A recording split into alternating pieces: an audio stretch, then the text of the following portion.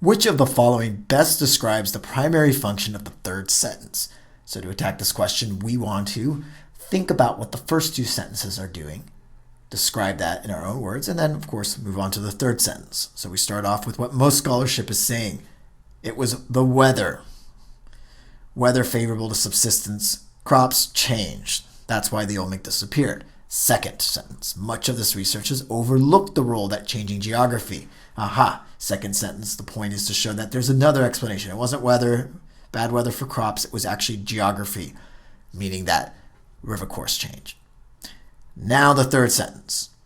The Sea River, the main river passing through this town, could have had notable tributaries diverted, etc. Now, you don't need to read everything. You're looking for the function, the structure going on here, and you can go back to sentence 2. Here's this new theory, and the third sentence is a specific example.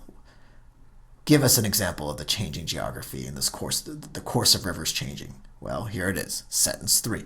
With that information, we go back to the answer choices. A, to call into question information. I like that, but hold on, that's going to be a tempting one. Make sure you read the entire thing. Mentioned in the sentence that immediately precedes it. Immediately precedes it is sentence 2. It calls into question information, or at least a theory or view in the first sentence. So out with that. B, to introduce the role meteorological conditions played in the change in crop subsistence patterns. That's mentioned in the first sentence, and then the second sentence goes away from that and says that's not right, it's something else, and let me give you an example of the something else. C, to highlight evidence offered up by most scholarship on the disappearance of the Olmec. Well, highlight evidence offered by most scholarship. Well, most scholarship was that first sentence. And this is evidence going against what most scholarship is saying. So out with C. D, to provide a specific example. The Coatzacoalcos River, however you pronounce it, Coatzacoalcos River, the Sea River.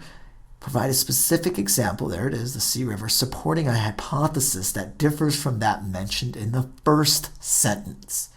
So what's the hypothesis? Well, that was the second sentence, where it says actually it's changing geography, changing the rivers. And now here's a specific example of it. Bam, that's our right answer. E, to indicate how major geographical changes affected the Olmec's ability to govern effectively. This one is tempting because it talks about this internal descent governing effectively, but that's not mentioned until when? Until later. And notice after the third sentence, it says such a view. This third sentence basically isn't paying attention to some other stuff, such as internal descent. And so therefore you can think, oh, well, answer choice E is talking more about subsequent sentences, and therefore the answer is D.